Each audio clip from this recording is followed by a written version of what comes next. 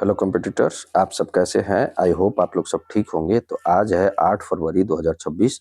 तो आज के द हिंदू न्यूज़पेपर में हमारे एग्ज़ाम के लिए क्या-क्या इम्पोर्टेंट है वो हम लोग देखेंगे। उससे पढ़ने से पहले मैं एक बार फिर से आपको बता देता हूँ कि मैं आपके लिए ये मुद्दों का एमसीक्यू भी मैं करवाता हूँ, ताकि आपको क्या हो, सारे एग्ज़ामों में आपका ये एमसीक्यू आपको समझ में आ जाए, समझ आपकी विकसित हो जाए, ताकि कि किस प्रकार से हमारे एग्ज़ामों में पैटर्न जो बनता है क्वेश्चंस का, वो पैटर्न आपको पता चले, ठीक है? तो मैं जो भी मुद्दा करवाता हूँ उसका एमसीक्यू भी आपके साथ-साथ रखता हूँ और मेंस का भी क्वेश्चंस देता हूँ, और ताकि क्या हो ना कि आपका प्री ही नहीं, आपका मेंस का भी तैयारी होती जाए। और ठीक है, एमसीक्यू का रखने से 2 फ़ायदा है आपके लिए। एक तो ये पीसीएस वाले और यूपीएससी वाले, तथा जो वनडे एग्ज़ाम, जैसे आपका जो कोई भी ग्रेजुएशन या इंटर लेवल का या 10th लेवल का जो भी एग्ज़ाम में अगर एमसीक्यू बनता है आपका न्यूज़ से करंट रिलेटेड, तो वो आपको यहाँ पे करवा दिया जाता है। तो आप लोग ध्यान दीजिएगा, जो भी नए लर्नर होंगे, प्लीज़ आप लोग केयरफुली पहले आप मुद्दों को समझिएगा, और मुद्दों को समझने के बाद अगर एमसीक्यू आप लगाते हैं ना, तो आपके लिए बहुत ज़्यादा बेनिफिट होगा। ये मेरी आपके आपसे अनुरोध है कि प्लीज़ आप लोग पूरे क्लास को किया कीजिएगा, ठीक है? और जो भी नए लर्नर हैं, प्लीज़ हम मेरे जो चैनल है वैप्स एकेडमी, उसको आप सब्सक्राइब कीजिए, और पुराने जो भी नहीं अगर सब्सक्राइब किए हैं तो प्लीज़ आप लोग सब्सक्राइब कीजिए वैप्स academy, variety of exam pattern with strategy academy. और हमारा टेलीग्राम चैनल है वैप्स एकेडमी 24, तो इससे भी आप जुड़ सकते हैं, ठीक है? इससे जुड़ के क्या होगा ना कि आपका जो मेंस का क्वेश्चंस है वो आप यहाँ पे सबमिट कर सकते हैं, तथा आप अगर एमसीक्यू में आपको कुछ कॉम्प्लिकेटेड लग रहा है या समझ में नहीं आया आंसर उसका, या कोई भी मुद्दा आपको और भी गहरे जानकारी आपको जानना है, तो वहाँ पे आप चैट के माध्यम से आप पूरी तरीके से आप पता कर सकते हैं, ठीक है? और आपको वहाँ पे टेलीग्राम पे अगर आपको पीडीएफ चाहिए इस क्लास का, तो वहाँ पे भी आपको दिया जाएगा, ओके? तो ये आप जल्दी से जल्दी आप लोग इसको ज्वाइन कीजिए। और एक छोटा-सा हमारा लक्ष्य है 1000 सब्सक्राइबर का, तो प्लीज़ जो भी नए लर्नर कॉम्पिटिटर्स आते हैं, तो प्लीज़ आप लोग आप सब्सक्राइब कीजिए जल्दी से जल्दी। और हमारा 1000 जो भी सब्सक्राइबर पहले सब्सक्राइबर होंगे, उनको वैप्स एकेडमी की तरफ से आपको स्टडी गिफ्ट दिया जाएगा, और बहुत जल्द ही आपके सामने हम लोग फेस बाय फेस आप लोग के सामने डिजिटल बोर्ड पे आने वाले हैं। तो आप लोग जल्दी से जल्दी हमारा 1000 सब्सक्राइबर पूरा करवाइए, ठीक है? तो आगे बढ़ते हैं बिना कुछ देर किए हुए।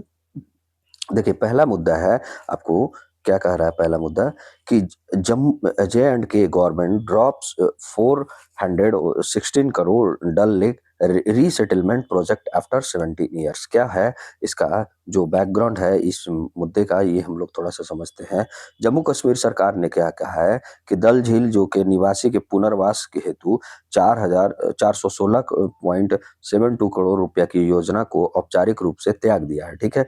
यह योजना जो कब शुरुआत हुआ था, 2009 में, जो उस समय के तत्कालीन प्रधानमंत्री डॉक्टर मनमोहन सिंह थे, उनके द्वारा ये स्वीकृत किया गया था, जिसका उद्देश्य था कि झील संरक्षण हेतु लगभग 9000 परिवारों को पुनर्वास कराना था, ठीक है? तो हालांकि 17 वर्ष में केवल 27% ही प्रगति के कारण इसे असफल माना गया है। कि केवल केवल 27% इस पर प्रगति हुआ है, मैंने प्रोसेस काम किया गया है, इसलिए इसको असफल माना गया है। योजना का विफल होने के प्रमुख कारण कौन-कौन से हैं, तो पहले हम लोग देख लेते हैं। कमजोर कार्यान्वयन, ठीक है?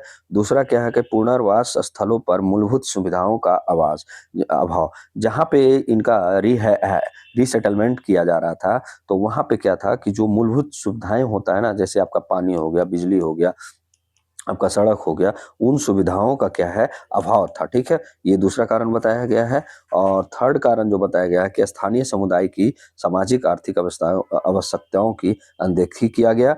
और फोर्थ क्या है, प्रशासनिक और वित्तीय समन्वय की भी कमी थी, तो इस कारण ये योजना आपका असफल रहा। देखिए, नई नीति अब क्या अपनाया जा रहा है, ठीक है? नई नीति अपनाया जा रहा है इन सिटू कंजर्वेशन मॉडल।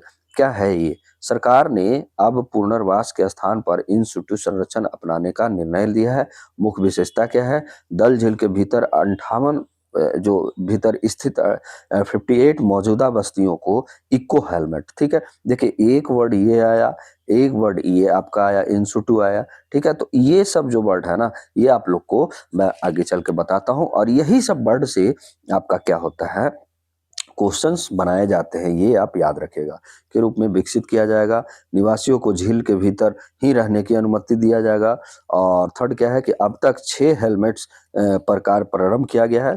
तो इको हेलमेट याद रखिएगा, यही हेलमेट के बारे में बोल रहा है कि 6 हेलमेट प्रकार प्रारंभ है, जिनमें से कचरी मोहल्ला को आधुनिक गांव, देखिए ये याद रखिएगा, कचरी मोहल्ला को आधुनिक गांव के रूप में विकसित किया गया। क्वेश्चन आजकल जो है ना, करंट से आपका उटपटांग क्वेश्चंस बनाए जाते हैं। जैसे ये कचरी मोहल्ला आ गया, इसको क्या है, ये हालिया के चर्चा में था, ठीक है। आप कहीं भी सेट लगाने भी जाइएगा ना, तो इस तरीके के उटपटांग क्वेश्चंस आपको डाल ही दिया जाएगा, ठीक है। तो ये आप याद रखिएगा, आधुनिक गांव के रूप में विकसित किया जा रहा है, जो कहाँ का है, जम्मू कश्मीर के है। और यह परिवर्तन कश्मीर के डिविजनल कमिश्नर के अध्यक्षता वाली उच्च स्तरीय समिति की सिफारिशों के आधार पर किया गया है, जिसने झील निवासियों को डल झील पारिस्थितिकी तंत्र का अभिन्न अंग बताया है। तो ये तो हमारा हो गया मुद्दा। अब इसमें एक छोटा सा और जान लेते हैं कि इसका पर्यावरणीय दृष्टिकोण क्या है, उसके बाद हम लोग मेन मुद्दे पे हम लोग चलेंगे, ठीक है। इस मुद्दे से हट के जो भी टॉपिक आए हैं, जो भी वर्ड आए हैं, उन पे चलेंगे हम लोग, ठीक है। समिति ने यह भी रेखांकित किया है कि निवासियों को हटाने के बजाय मानव प्राकृतिक सह अस्तित्व, ह्यूमन इकोसिस्टम को एग्जिस्टेंस को बढ़ावा देना क्या है, अधिक व्यावहारिक होगा। और यह दृष्टिकोण सतत विकास, सस्टेनेबल डेवलपमेंट और समावेशी संरक्षण की अवधारणा से मेल खाता है। तो ये भी आप याद रखिएगा। और सीवरेज एवं झील संरक्षण से जुड़े प्रयास क्या क्या किया जा रहा है, तो देखिए क्या है, हमारा 6 हेलमेट में सीवरेज नेटवर्क बिछाया जा चुका है। दूसरा क्या है, मॉड्यूलर सीवेज आपका ट्रीटमेंट प्लांट एसटीपी हेतु डीपीआर तैयार किया जा रहा है। थर्ड आपका है कि 212.38 करोड़ रुपया के डल नागिन लेक जो है, निगन लेक जो है, इंटीग्रेटेड मैनेजमेंट प्रोग्राम चलाया गया है। पर्यावरण मंत्रालय द्वारा सैद्धांतिक स्वीकृति दिया गया है। वित्त विभाग की अंतिम मंजूरी लंबित है अभी, लेकिन उद्देश्य क्या है, 28 आंतरिक हेलमेट में सीवेज समस्या का समाधान कराना और कैचमेंट एरिया से आने वाले प्रदूषण का उपचार कराना इसका है, ठीक है। अब यहाँ पे देखते हैं कि हमारे लिए जो इम्पोर्टेंट था एग्जाम के लिए, डल लेक था। देखिए वो तो आपका मुद्दा पूछ सकता है मेंस में, ठीक है। या कचरी मोहल्ला जैसे हो गया आपका, आधुनिक गांव बनाया जा रहा है, ठीक है। उसमें 6 इको हेलमेट क्या था, ये पूछा जाएगा। इन सिटू एंड एक एक सिटू होता है, तो ये व्यवस्था आप लोग से पूछा जा सकता है। उससे पहले, बढ़ने से पहले है कि हमारे जो डल लेक के बारे में आया है, उस मुद्दे को पहले हम लोग जानते हैं कि डल लेक क्या होता है, यानी डल झील, ठीक है। स्थान क्या है डल झील का, तो श्रीनगर जम्मू कश्मीर में जबरवान जबरवान पर्वत श्रृंखला की तलहटी में स्थित है। तो इस तरीके से भी क्वेश्चंस पूछे जा सकते हैं कि कौन सा पर्वत श्रृंखला के तलहटी में स्थित है, तो जबरवान, ठीक है। प्राकृतिक रूप से कैसे है, आपका मीठे पानी का फ्रेश मतलब झील है, यानी फ्रेश वाटर लेक है, और जम्मू कश्मीर की दूसरी सबसे बड़ी झील है। आप लोग बताइएगा सबसे बड़ी झील कौन सा है मीठे पानी का, जम्मू कश्मीर में ही है। तो ये आप लोग कमेंट बॉक्स में आप लोग जरूर बताइएगा, ठीक है। आप लोग कमेंट करके जो भी मैं क्वेश्चंस पूछता हूँ बताते क्यों नहीं है, मुझे ये नहीं पता चल रहा है कि आप लोग बताते क्यों नहीं है। आप लोग ज्यादा जानते हैं या आप लोग को समझ में नहीं आता है, यही दो चीज हो सकता है ना। या तो आप लोग ज्यादा जानते हैं इन सब चीजों से, या तो आपको समझ में नहीं आता है जो भी मैं पढ़ा रहा हूँ। जो प्लीज यार आप लोग बताइए कि हाँ सर आपसे ज्यादा जानता हूँ, मतलब जो आप पढ़ा रहे हैं, या आपकी बातों को मैं समझ नहीं पाता हूँ। तो कुछ तो आप लोग बताइए, ठीक है। तो अगर आप इससे ज़्यादा आप ये आपको पहले से पता है, ये आपको ज़रूरत नहीं है, तो मैं इससे ज़्यादा और बेटर करूँगा, ठीक है। या तो आपको नहीं समझ में आता है, तो आप लोग को और सिंप्लीफिकेशन करूँगा, क्योंकि मेरा एक ही पर्पस है, कोई भी आपका कॉम्प्लिकेटेड टॉपिक को सिंप्लीफिकेशन करना है, यानी आपका जो भी है, आपका जटिल मतलब टॉपिक को हम लोग क्या करते हैं, सरलीकरण करते हैं, ओके। अब इसका जो है अंतर्राष्ट्रीय महत्व हम लोग देखते हैं, इंटरनेशनल आपका इम्पोर्टेंस। तो रामसर साइट में है, अंतर्राष्ट्रीय महत्व की आर्द्र भूमि है, ठीक है। ये डल लेक रामसर साइट में शामिल है। और कश्मीर, अभी देखिए मैं रामसर साइट में पढ़ाया हूँ, कितने रामसर साइट है, ठीक है। इंडिया में कितने रामसर साइट हैं? आप लोग कमेंट करके ज़रूर बताइएगा। जो भी बच्चे जो भी डेली पढ़ रहे हैं और प्लीज़ जो भी नए लर्नर हैं, प्लीज़ आप लोग से रिक्वेस्ट है, आप लोग इस तरीके से आप लोग जब तक नहीं आप लोग पार्टिसिपेट कीजिएगा, आप लोग को सही बता रहा हूँ, एग्ज़ाम बहुत टफ है। आप लोग सोच रहे होंगे कि बस एक बार सुन लिया या जो भी है आया, उसको देख लिया, हो गया। ऐसा नहीं होता है। पढ़ने वाले यार प्लीज़ आप लोग तो क्या कीजिए, आप लोग तो इस चीज़ से बने रहिए। आप एक बार मैं बोलता हूँ ना, एक बार आप भरोसा करके देखिए। आपको बहुत सारी देखिए, कहीं न कहीं रामसर साइट आपके बारे में पहले ही पढ़ा चुका हूँ, तो आज रामसर साइट के बारे में क्यों जानना है? क्योंकि आप पहले से पता है, तो आपको जानने बताने की क्या ज़रूरत है? अब यही जो नए लर्नर आएँगे या 1-2 दिन बीच करके जो आते हैं, तो उनको समझ में नहीं आएगा। ज़ाहिर-सी बात है, आप जब तक नहीं जुड़े रहिएगा, तो आपको समझ में कैसे आएगा कि हाँ, कहाँ से कहाँ जुड़ा है? कनेक्शन आपको बनाना ही पड़ता है, इसी तरीके से याद होता है, ठीक है? और आपको समझ विकसित होता है। ठीक है? तो आप रामसर साइट कितने हैं ये बताइएगा आप भारत में, ठीक है? और जो नया 2 रामसर साइट घोषित किया गया है, एक तो यूपी का है, एक तमिलनाडु का है, दोनों का नाम भी बताइए। मैं इतना बता दिया आपको। कश्मीर घाटी की पहचान jewel in the crown of Kashmir, इसको ज्वेल इन द आपका क्राउन ऑफ कश्मीर भी कहा जाता है, तो ये पॉइंट भी आप याद रखिएगा।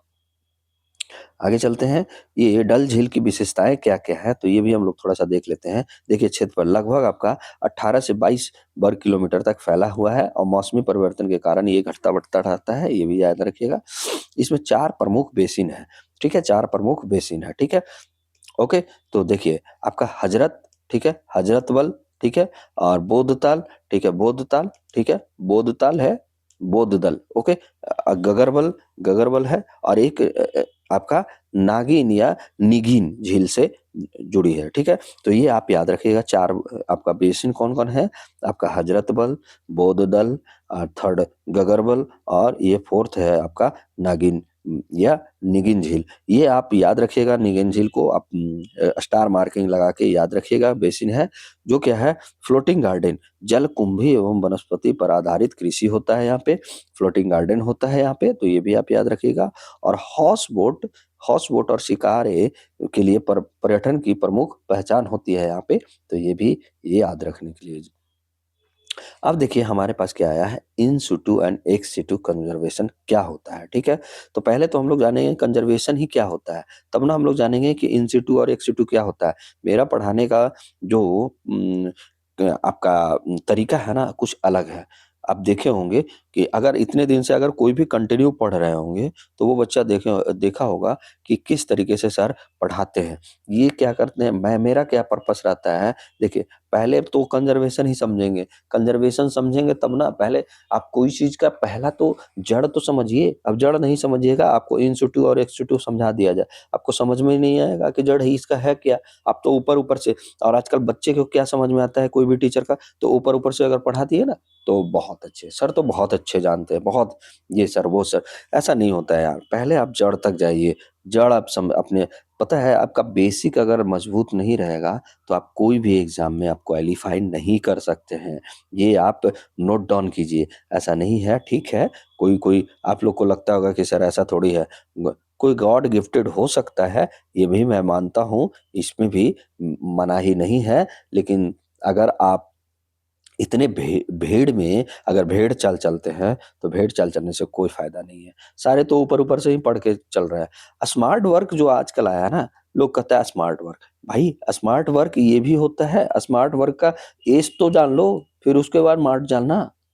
एस का मतलब ही नहीं पता है और मार्ट आप कर दिए। मार्ट मतलब पता है आपको क्या होता है? मार्केट होता है, ये भी समझ लीजिए। और एस जाने ही नहीं, आप सिर्फ मार्ट जान लिए, ठीक है? तो आपको लगता होगा स्मार्ट मैं हो गया, तो ये स्मार्ट वर्क ऐसा नहीं होता है भाई। पहले आप बेसिक जानो, ठीक है? तो हम लोग पहले बेसिक जानते हैं, कंज़र्वेशन क्या होता है, ये पहले हम लोग जानते हैं। देखिए आप लोग के लिए बहुत अंदरूनी से मैं खोज के लाता हूँ, अंदर से खोज के लाता हूँ हर चीज़, तभी आप लोग को इतना करवा पाता हूँ। पता है 3 से आपका 3 घंटे मुझे टाइम लगते हैं, या 2 से ढाई घंटे तक टाइम लग जाते हैं कभी-कभी, ठीक है? तो ये भी आप याद रखिएगा, तब इतना जाके आपके लिए कर पाता हूँ मैं, आसान नहीं है करवाना। और आप लोग से एक छोटा-सा लाइक मैं माँगता हूँ, आपका एक सब्सक्राइब माँगता हूँ। आप कितने लोगों को जो रील्स वाले होंगे, उनका सब्सक्राइबर आप क बढ़ा दिए होंगे, लेकिन एक अगर अच्छा काम कर रहा है, उस पे आप लोग ध्यान नहीं दे रहे हैं, ठीक है? वो सब्सक्राइबर आते होंगे, बहुत अच्छा लगता होगा, "अरे यार! टाइम तो देखो, देखो।" आपको नॉलेज ही होगा, ठीक है आप पढ़ने वाले नहीं हैं, मे बी कोई हो सकते हैं जो पढ़ने वाले नहीं हो, ऐसे ही आ गया होगा, आप देख लिए। लेकिन प्लीज़ यार आप एक बार सब्सक्राइब करके आप अपने देखिए तो सही, आप हो सकता है कि आप नहीं पढ़ते होंगे, आपके बच्चे इससे सीख सकते हैं कि हाँ, कोई आया इसके बारे में बता रहा है तो वो जानकारी आपको देंगे, ठीक है? तो इस तरीके से आप बढ़ा सकते हैं। तो प्लीज़ आप लोग एक बार हम लोग को भी मोटिवेट कीजिए हमारा सब्सक्राइबर बढ़ा के प्लीज़ आपसे रिक्वेस्ट है, ओके? और एक लाइक तो ज़रूर किया कीजिए। क्या है प्राकृतिक संसाधनों, जैव विविधता और प्रजातियों के भविष्य की पीढ़ियों की सुरक्षित रखना संरक्षण कहलाता है। देखिए क्या होता है ना प्राकृतिक संसाधन जो हुए या जैव विविधता जो हुए, बायोडायवर्सिटी हुए या प्रजातियों जो स्पीशीज हुए, उनकी भविष्य की पीढ़ियों के लिए क्या है जैसे मतलब आज जो है जैसे आपका उम डायनासोर खत्म हो गया, डायनासोर खत्म हो गया। अब डायनासोर खत्म होने के पीछे का कारण क्या है कि उनको संरक्षण उस समय नहीं दिया गया और आज के डेट में है कि आपको संरक्षण दिया जा रहा है। देखिए, आपको चीता जो है आपका चीता जो है, आपका सिर्फ़ केवल ईरान में पाया जाता है एशियाटिक चीता। लेकिन आपको अफ्रीका चीता को यहाँ पे भारत में लाकर कूनो नेशनल पार्क में आपको कहीं न कहीं इनका संरक्षण किया जा रहा है। आगे की पीढ़ियों के लिए सुरक्षित रखा जा रहा है ताकि हमारे भी जो आने वाली पीढ़ी है वो भी जाने कि हाँ चीता नाम का कोई मतलब स्पीशीज था। तो इस चीज के लिए भी जरूरी है प्राकृतिक संसाधन इससे क्या होता है संरक्षित होता है, ठीक है। जैव विविधता भी इससे आता है, ठीक है। तो इसीलिए संरक्षण का इसको सुरक्षित रखना ही क्या कहलाता है संरक्षण कहलाता है। तो हम लोग जान गए हैं कि कंजर्वेशन क्या होता है। तो इसी पे आ गया आपका क्या है यही टॉपिक से रिलेटेड आपका आ गया इन सिटू कंजर्वेशन। 2 होता है कंजर्वेशन, एक एक्स सिटू होता है, एक इन सिटू होता है। स्थल पर संरक्षण, ठीक है? इन सिटू मतलब स्थल पर संरक्षण। अर्थ क्या है? जब पौधों और जीवों को उनके प्राकृतिक आवास में, नेचुरल हैबिटेट में ही संरक्षित किया जाता है। जैसे मान लिया जाए कि आपका टाइगर है, तो टाइगर कहाँ रहता है आपका जंगल में रहता है, तो उसको वहीं पे आपका न न कंज़र्वेशन देना, ठीक है? संरक्षण करना, तो वो कहलाता है आपका मतलब क्या कहलाया जाएगा यहाँ पे इन सिटू, ठीक है? तो उसे ही क्या कहा जाता है, देखिए यहाँ पे बोल रहा है जब प पौधे और जीवों के उनके प्राकृतिक आवास में ही संरक्षित किया जाता है, तो उसे क्या कहा जाता है, इन सिटू कहा जाता है। मान लीजिए आपको ठीक है, आपको जैसे आपका जे एंड के वाले जो भी हैं या आपका दक्षिणी भारत वाले जो लोग हैं, अब उनका जो है, उनका कंज़र्वेशन अगर किया जाए, तो कैसे किया जाएगा? देखिए, इनको तो ऐसा तो नहीं है ना कि आप जे एंड के वाले को दक्षिण भारत में कर दीजिएगा, तो ये क्या हो जाएँगे, इनको गर्मी जो है, गर्मी पसंद नहीं होगा, ठीक है? तो ये क्या हो गया इनके लिए ये इन सिटू नहीं हो के एक्स सिटू हो गया, ठीक है? और जो अभी पुनर्वास किया जा रहा है, तो वो क्या है कि जम्मू कश्मीर के जम्मू कश्मीर में ही किया जाए। तो ठीक है, तो वो क्या हो जाएगा आपका इन सिटू हो जाएगा, ठीक है? और अगर कोई बाहर कर दिया जाए जम्मू कश्मीर से दक्षिणी भारत में किया जाए, तो वो एक्स सिटू कहलाएगा, ठीक है? तो इसी को आप सिंपल वे में आप समझ गए होंगे कि मान लिया जाए कि ये 2 एरिया है और यहाँ मान लिया जाए कि आपका कोई व्यक्ति है, ठीक है? या कोई जीव है, ठीक है? और यहाँ का कोई जीव है, ठीक है? और यहाँ का कोई पक्षी है, यहाँ का कोई मानव है, ठीक है? तो इन लोग को क्या है कि इन लोग को यही संरक्षण अगर दिया जा रहा है, यही संरक्षण दिया जा रहा है, मतलब उनके ही आवास में संरक्षण दिया जा रहा है, तो क्या कहलाएगा? इन सिटू कहलाएगा, इन सिटू कहलाएगा, ठीक है? और यदि यदि आपका 2 हैबिटेट है, मान लिया जाए देखिए ये 2 हैबिटेट में इतने हैं और ये जो है आपका यहाँ लाके संरक्षित किया जा रहा है, यहाँ लाके इसका यहाँ संरक्षित किया जा रहा है, यानी मतलब हो रहा है एक्स सिटू कंज़र्वेशन, ठीक है? Ex situ conservation. तो इनके आवास से दूसरे आवास में अगर संरक्षण किया जाता है, तो उसको एक्स सिटू संरक्षण कहा जाता है। तो आप लोगों को कितने सिंपल वे में समझा दिया। जो बच्चा भी होगा ना, अगर वो थोड़ी-सा समझ में थोड़ा समझ उनके पास होगा, थोड़ी-सी समझ अगर वो रखते हैं, तो मुझे नहीं लगता है कि उस बच्चे को भी ये समझ में नहीं आएगा। मतलब है कि उस बच्चे को समझ में बिल्कुल तरह से आ जाएगा, मुझे इतना भरोसा है, ठीक है? अब क्या है देखिए, अब यहाँ पे डेफिनेशन आप पढ़ लीजिए फिर से। जब पौधे और जीवों को उनके प्राकृतिक आवास में ही संरक्षित किया जाता है तो उसे इन सिटू कंजर्वेशन कहा जाता है। इनकी विशेषता क्या होता है? प्राकृतिक पारिस्थितिकी तंत्र बना रहता है। दूसरा क्या है? प्रजातियां प्राकृतिक रूप से विकसित और अनुकूलित होते हैं क्योंकि एडेप्टेशन कर पाते हैं वहाँ पे, ठीक है? और दीर्घकालिक और टिकाऊ संरक्षण भी हो जाता है, ठीक है? इसका उदाहरण क्या है कि राष्ट्रीय उद्यान जैसे जिम कॉर्बेट और काजीरंगा वन्य जीव अभयारण्य, बायोस्फीयर रिजर्व जो नीलगिरी के लिए फेमस है, रामसर साइट जो हो गया, चिल्का लेक हो गया, डल झील हो गया, ठीक है? तो ये सब क्या है आपका इन सिटू कंजर्वेशन है, ओके? और इको हेलमेट जो है डल लेक मॉडल, ये भी इन सिटू कंजर्वेशन है, ठीक है? आपको एक सिटू भी मैं समझा दिया हूँ कि कैसे होता है, तो इसको सिर्फ अर्थ पढ़ते हुए हम लोग स्पीड में निकलेंगे थोड़ा सा। जब प्रजातियों को उनके प्राकृतिक आवास से बाहर नियंत्रित वातावरण में संरक्षित किया जाता है तो उसे एक सिटू कंजर्वेशन कहा जाता है, जो मैं आपको पीछे बता चुका हूँ कि उनके आवास से कहीं बाहर अगर कोई आवास में नियंत्रित वातावरण में संरक्षित किया जा रहा है तो उसको एक सिटू। विशेषता क्या होगा कि मानव नियंत्रण में संरक्षण होगा, विशेष रूप से अत्यधिक संकटग्रस्त प्रजातियों के लिए। लेकिन ये उपयोगी होता है अगर जैसे मान लिया जाए कि अभी कूनो नेशनल पार्क में अगर लाया जा रहा है तो उसका एक सिटू करवाया जा रहा है, ठीक है? ठीक है? ये विशेष रूप से वो अति संकट ग्रस्त प्रजाति है, इसलिए वो इसके लिए उपयोगी है, ठीक है? ये आप याद रखिएगा। उदाहरण के लिए कैसे चिड़ियाघर जो हो गया, जो चिड़ियाघर में आप जो देखते होंगे ना, जो भी आपका सॉरी, जब घूमने जाते हैं तो देखते होंगे कि वहाँ पे भालू होता है, बियर होता है, ठीक है? टाइगर भी होता है। तो वो सब क्या हुआ, ये एक सिटू हो गया, ठीक है? वनस्पति उद्यान जैसे बॉटेनिकल गार्डन में आप जाते होंगे तो कुछ पौधे का प्रजातियाँ भी वहाँ पे लगाए जाते हैं, ठीक है? तो वो एक सिटू में आता है। सीड बैंक हो गया, जीन बैंक हो गया, आपका क्रायो प्रिजर्वेशन हो गया, ठीक है? कृत्रिम प्रजनन कार्यक्रम हो गया, तो ये सब क्या हो गया, एक सिटू का उदाहरण है, ठीक है? अब यहाँ पे थोड़ा-सा आप इसको मेरे अनुसार आप इसको क्या है स्क्रीनशॉट ले लीजिए, ठीक है? आप स्क्रीनशॉट ले लिए होंगे, मुझे लग रहा होगा, ठीक है? मुझे लग रहा है कि आप स्क्रीनशॉट ले लिए होंगे। देखिए क्या है इसमें, थोड़ा-सा एक तालिका से भी समझ जाइए, इन सिटू बनाम एक्स सिटू। देखिए आधार इन सिटू का, एक्स सिटू का, तो स्थान क्या हुआ, प्राकृतिक आवास है इन सिटू का, और ये प्राकृतिक आवास से बाहर का, ठीक है? लागत क्या होता है, तो इन सिटू में तुलनात्मक रूप से कम होता है क्योंकि वहीं पे इसका संरक्षण किया जाता है, और एक सिटू में अधिक लागत होता है। अनुकूलन कैसा रहता है, तो प्राकृतिक रहता है इन सिटू में, और एक सिटू में कृत्रिम हो जाता है। सॉरी। दीर्घकालिकता क्या है, तो अधिक टिकाऊ होता है इन सिटू का, और एक सिटू में सीमित टिकाऊ होता है, ठीक है? उदाहरण के लिए आपका इन सिटू राष्ट्रीय उद्यान और एक सिटू में चिड़ियाघर। तो ये आप तालिका भी याद रखिएगा, इसको आप नोट भी कर लीजिएगा या तो आप स्क्रीनशॉट लेके रख सकते हैं, ठीक है?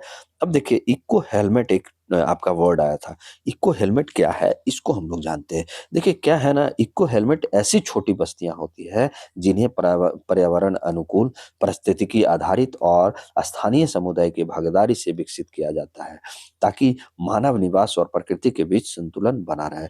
क्या होता है ना कि एक छोटा-सा बस्ती बनाया जाता है, छोटी बस्तियाँ होती हैं, ठीक है? ये सब बस्तियाँ हैं। इसमें क्या है कि पर्यावरण जो एनवायरनमेंट एडाप्टेशन है और पारिस्थितिकी आधारित हो, इकोसिस्टम बेस हो, ठीक है? और इसमें स्थानीय समुदाय की भागीदारी हो, ठीक है? भागीदारी से ये विकसित किया गया हो। तो क्या हो जाता है, वहीं का मतलब स्थानीय समुदाय मतलब समझे कि वहीं मतलब जिस जगह पे ये बनाया जा रहा है ना, तो उनकी भागीदारी, वहाँ के जो समुदाय हैं, उनका भागीदारी होना चाहिए। ताकि क्या हो, मानव निवास और प्रकृति के बीच क्या हो, संतुलन बना रहे, ठीक है? कोई किसी का प्रकृति को भी खतरा ना हो और ना मानव को खतरा हो, ठीक है? तो इस तरीके से अगर बस्तियां बनाई जाती है तो उसी को कहा जाता है इको हेलमेट, ठीक है? इको हेमलेट, ठीक है? हेमलेट, ठीक है? इको हेमलेट, ठीक है? तो ये आप याद रखिएगा। इको हेमलेट जो है मॉडल आपका संदर्भ में देखिए यहाँ पे एमसीक्यू आ गया। अब हम लोग एमसीक्यू पे चलते हैं। क्या बोल रहा है कि इको हेमलेट मॉडल के संदर्भ में निम्नलिखित कथनों पर विचार कीजिए। पहला कथन क्या कह रहा है? क्या है इन सिटू कंजर्वेशन पर आधारित होता है? सही है। इसमें स्थानीय समुदाय को उसके प्राकृतिक आवास से बाहर स्थानांतरित किया जाता है? ऐसा नहीं है। इसका उद्देश्य पर्यावरण संरक्षण के साथ आजीविका सुरक्षा भी आपका 1 मिनट। ये जो है ना, इसमें स्थानीय समुदाय को उसके प्राकृतिक आवास से बाहर किया जाता है, तो ये आप याद रखिएगा, सही है, ठीक है? तो इसमें इसका उद्देश्य पर्यावरण संरक्षण के साथ आजीविका सुरक्षा, यानी जो है आपका दूसरा गलत है, यानी 1 और 3 जो है हमारा सही है, यानी ऑप्शन नंबर ए हो जाएगा, ठीक है? तो ये आप याद रखिएगा। अगला प्रश्न क्या कह रहा है कि डल लेक के बारे में कह रहा है कि डल लेक के संदर्भ में निम्नलिखित कथनों पर विचार कीजिए। पहला कथन है कि यह एक मीठे पानी का झील है, सही है। यह भारत की सबसे बड़ी रामसर साइट है। सबसे बड़ी रामसर साइट नहीं है, ठीक है? ये ऐसा नहीं है। हाल ही में यह पुनर्वास आधारित योजना के स्थान पर इन सिटू आपका कंजर्वेशन मॉडल अपनाया गया है यहाँ पर, तो ठीक है, ये भी सही है। तो यानी ऑप्शन नंबर ए, 1 और 3, ठीक है? अगला प्रश्न क्या कह रहा है कि इन सिटू कंजर्वेशन के अंतर्गत निम्नलिखित में कौन सा आता है? तो देखिए क्या आएगा, नेशनल पार्क आएगा, ठीक है? आपका कौन आएगा, बायोस्फीयर रिजर्व आएगा, तो 1 और 3 आता है। सीड बैंक जो हो जाता है और बॉटनिकल गार्डन, ये एक सिटू का उदाहरण है। तो इस तरीके से भी आपको क्वेश्चंस बनाए जा सकते हैं, यानी ऑप्शन नंबर हमारा ए सही हो जाएगा, ठीक है? अगला क्वेश्चन मुद्दे पे चलते हैं। देखिए आपको मैं बता रहा था कूनो नेशनल पार्क बार-बार, देखिए कहीं न कहीं आपको रिलेटेड ये सारे जो टॉपिक हैं रिलेटेड, आज जो है साइंस का मुद्दा बहुत ज़्यादा आता है, ठीक है? आज ऐसे भी बहुत लोग कम ही द हिंदू करवा पाते हैं, ठीक है? मैं जहाँ तक जानता हूँ, मैं जहाँ तक देखा हूँ, बहुत कम लोग आज का द हिंदू करवाते हैं, ठीक है? लेकिन ये सब चीज़ें जो है ना, अगर नहीं जो करवाते हैं, आप ऐसा मत समझिएगा कि मैं फालतू में लाया हूँ, ये आपके एग्ज़ाम के पर्पज़ से बहुत ही ज़रूरी है। और ये जो है ना, जो चीता इसमें प्रोजेक्ट चीता जो आएगा, इसके बारे में आप देखिएगा, आपका क्वेश्चंस 2024 या 25 में मेंस में यूपीएससी में पूछा जा चुका है, और यूपीएससी प्रीलिम्स में भी क्वेश्चंस बन चुके हैं, और आपका पीसीएस, कई पीसीएस में भी क्वेश्चंस बने हैं, और आपका जो भी एसएससी, बैंकिंग, रेलवे, ये सब सारे में आपका या कोई भी स्टेट का जो एग्ज़ाम है उसमें से आपका कुनो नेशनल पार्क या चीता के बारे में क्वेश्चंस बने हुए हैं। आप लोग देखिएगा, ठीक है? क्या बोल रहा है यहाँ पे? मुद्दा थोड़ा-सा पढ़ते हैं कि 5 कूब्स बोर्न टू नामीबियन चीता एट कूनो नेशनल पार्क। क्या कह रहा है कि मध्य प्रदेश के कुने राष्ट्रीय उद्यान में नामीबिया जो से लाई गई जो मादा चीता है आशा, ठीक है? ये याद रखिएगा, आशा, ठीक है? ये आप पहला वर्ड जो याद रखिएगा, आशा, ठीक है? आशा इसको नाम दिया गया है।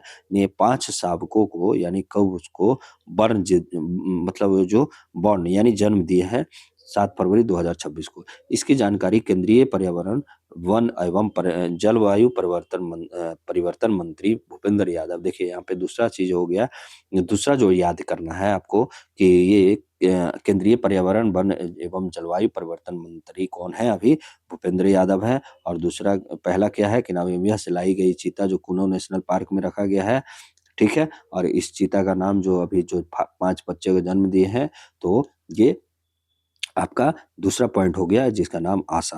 देखिए क्या है, आपका 3 निकल गया यहाँ से मतलब जो जानकारी, ठीक है? थर्ड आपका, अगर आप जानकारी निकालना जानते हैं तब तो आपको मैं इसीलिए तो मैं पढ़ाता हूँ कि जानकारी आपको बता भी देता हूँ कि इस तरीके से जानकारी निकालना है, ठीक है? इसके साथ ही क्या है, भारत में चीतों की कुल संख्या 35 हो गई है। देखिए आपका 4th यहाँ पे आपका याद आ गया, ठीक है? तो आप इस तरीके से शॉर्ट नोट्स भी बना सकते हैं, ठीक है? तो ये आपका कुल संख्या जो हो गया 35 हो गया, जिनमें क्या है, 11 वयस्क चीते हैं, विदेश से स्थानांतरित जो किए गए हैं, और 24 भारत में जन्मे। तो इस तरीके से ये 5वां पॉइंट भी याद रखिएगा, ठीक है? सॉरी। चीता, अब चीता के बारे में हम लोग थोड़ा-सा जानते हैं। चीता टोटल कितने हैं? 35, ठीक है? जिसमें 24 यहाँ जन्मे हैं, और आपका 11 जो है बाहर से लाए गए हैं, ठीक है? चीता विश्व का सबसे तेज स्थलीय जीव होता है, ये भी आप याद रखिएगा। अधिकतम जो गति है आपका 100 से 120 किलोमीटर प्रति घंटा के मतलब गति से ये दौड़ता है। मुख्यतः दिन में ये शिकार करने वाला है, यानी डायurnal है, ठीक है? तो ये दिन और रात जो वाला आता है क्वेश्चन, नॉकटर्नल और डायurnal, ये आपका क्वेश्चन इस तरीके से भी बनता है, ठीक है? तो ये भी आप याद रखिएगा। भारत में चीते का इतिहास थोड़ा-सा जानना है, तो देखिए हम लोग जानते हैं पहले कि भारत में 1992 में, सॉरी, उस 1952 में आधिकारिक रूप से विलुप्त घोषित कर दिया गया चीता को, और अंतिम रिकॉर्ड जो है कोरिया यानी मध्य कोरिया, देखिए ये एक बात याद रखिएगा कि कोरिया एक जगह है जो मध्य प्रदेश में है। सबसे बड़ा पॉइंट तो ये है कि आपको फंसा सकता है कि अंतिम रिकॉर्ड कहाँ किया गया, तो कोरिया में किया गया, जो साउथ कोरिया में होता है। तो ये कहीं ना कहीं आपको, और एक चीज और दे देगा कि कोरिया में, ठीक है, ये आपका मध्य प्रदेश में। तो ये आप कंफ्यूज हो जाइएगा, आपको क्वेश्चंस आते हुए भी आप नहीं समझ में पाइएगा, ठीक है। तो क्वेश्चन इसका, तो कोरिया एक जगह है मध्य प्रदेश में, तो ये आप याद रखिएगा कि अंतिम रिकॉर्ड वहीं किया गया था। कारण क्या हुआ इसका विलुप्त होने का, तो अत्यधिक शिकार होने लगा, आवास का ह्रास होने लगा, शहरी संरक्षण आपका अंत हो गया, ठीक है। तो ये आप याद, शाही संरक्षण अंत हो गया, का अंत होने के कारण भी इनका जो है विलुप्त हो गया। चीता के प्रकार और उनके गुण देखते हैं, तो इनका वैज्ञानिक जो नाम है एसिनोनिक्स जुवेटस है, ठीक है। एसिनोनिक्स आपका जुवेटस इसका वैज्ञानिक नाम है। और ये दो प्रकार के होते हैं, एक अफ्रीकन होते हैं और एक एशियाटिक होता है, ठीक है। तो अफ्रीकी चीता के पहले बारे में हम लोग जानते हैं, थोड़ा सा ध्यान दीजिएगा यहाँ पे, इस तरीके से आपको क्वेश्चंस बना सकते हैं, तो प्लीज आप लोग ध्यान दीजिएगा। देखिए अफ्रीकी चीता या अफ्रीकन चीता जो होता है एसिनोनिक्स जुवेटस जुवेटस, ठीक है, जुवेटस जुवेटस, ठीक है। तो ये आप याद रखिएगा, दो बार है, एसिनोनिक्स जुवेटस जुवेटस, ये अफ्रीकन चीता का आपका वैज्ञानिक नाम है, यानी साइंटिफिक नेम। गुण इसका क्या होता है, संख्या में सबसे अधिक है अफ्रीकन चीता, ठीक है। खुली घास भूमि और सवाना में ये पाया जाता है, तो ये भी आप याद रखिएगा। प्रोजेक्ट चीता के अंतर्गत भारत में लाया गया है। शारीरिक रूप से अपेक्षाकृत मजबूत होता है, यानी एशियाटिक चीता से बेहतर प्रजनन सफलता इसको में आती है। अब एशियाटिक चीता जो है उसके बारे में हम लोग थोड़ा ज़्यादा जानते हैं। एसिनोनिक्स जुवेटस वेंटिकस, ठीक है, वेनाटिकस, ठीक है। तो एसिनोनिक्स जुवेटस वेनाटिकस, ठीक है। तो ये आप साइंटिफिक नेम जान लीजिएगा। अत्यंत दुर्लभ है, वर्तमान में केवल ईरान में ही सीमित संख्या में है। अफ्रीकी चीता से आकार में थोड़ा छोटा होता है, तो ये भी आप याद रखिएगा। मेन जो पॉइंट याद करना है, ठीक है, हल्का छोटा, हल्का रंग का होता है, वो गहरा रंग का होता है। भारत में 1952 से विलुप्त है। और जो IUCN स्टेटस है इसका क्रिटिकली इंडेंजर्ड है। और जो इसका जो है ना IUCN स्टेटस, ये आप देख लीजिएगा, यहाँ पे मैं लिख देता हूँ। IUCN स्टेटस जो है इसका, ये वल्नरेबल है, ठीक है। तो वल्नरेबल है यानी संवेदनशील है, ठीक है, संवेदनशील है। तो ये भी आप याद रखेंगे, ओके। आगे चलते हैं। देखिए आपको तुलनात्मक तालिका भी मैं लगाते आ रहा हूँ, ठीक है, जिससे क्या होगा कि आपको स्क्रीनशॉट आप ले लीजिए एक बार, ठीक है। आप लोग ले चुके होंगे, आई थिंक, मुझे लग रहा है, ठीक है। देखिए इसका विशेषता, अफ्रीकी चीता, एशियाई चीता। देखिए वितरण क्या है, अफ्रीका में ही पाया जाता है अफ्रीकी चीता, और ये केवल ईरान में ही पाया, संख्या आपका अधिक है, ठीक है। और एशियाई चीता का सॉरी 50 से भी कम है। भारत में स्थिति पुनर्प्रवेश किया करवाया गया है। और एशियाटिक चीता आपका पूरी तरह से विलुप्त है। रंग कैसा होता है, गहरा होता है इसका अफ्रीकी चीता को, और एशियाटिक चीता का हल्का रंग होता है। संरक्षण स्थिति आपका वल्नरेबल है अफ्रीकी चीता का, और एशियाटिक चीता क्रिटिकल इंडेंजर्ड है, ठीक है। अब यहाँ पे थोड़ा सा हम लोग आते हैं, आगे बढ़ते हैं, हमारे लिए क्या इंपॉर्टेंट है, प्रोजेक्ट चीता। तो प्रोजेक्ट चीता के बारे में हम लोग थोड़ा सा जानते हैं। क्या है, चीता भारत में 1952 में विलुप्त घोषित कर दिया गया था। अंतिम रिकॉर्ड जो कोरिया मध्य प्रदेश में 70 वर्षों के बाद चीता का पुनर्प्रवेश यानी री इंट्रोडक्शन करवाया गया है, ठीक है। ये कहाँ करवाया गया है, तो प्रोजेक्ट चीता क्या है ये हम लोग थोड़ा जानते हैं। भारत सरकार की महत्वाकांक्षी वन्यजीव संरक्षण परियोजना विश्व की पहली जो है, ये क्या चलाया गया है, भारत द्वारा, भारत सरकार की महत्वाकांक्षी वन्यजीव संरक्षण योजना चलाया गया, ठीक है। जो क्या है, विश्व की पहली intercontinental large carnivore translocation project की शुरुआत किया गया है। कब शुरुआत किया गया, 2022 में। लॉन्च स्थल जो है कूनो राष्ट्रीय उद्यान जो MP में पड़ता है। और अंतिम जो रिकॉर्ड किया गया था कोरिया। देखिए मैं बार बार आपको कोरिया कोरिया कर रहा हूँ, क्योंकि इस तरीके से आपका क्वेश्चन बन सकता है, ठीक है। नोडल जो मंत्रालय है इसका प्रोजेक्ट आपका चीता का 2022 में जो शुरू कराया गया है, पर्यावरण वन एवं जलवायु परिवर्तन मंत्रालय, जिसका मंत्री कौन है, भूपेंद्र यादव, ठीक है, भूपेंद्र यादव, ठीक है। तो ये भी आप याद रखिएगा।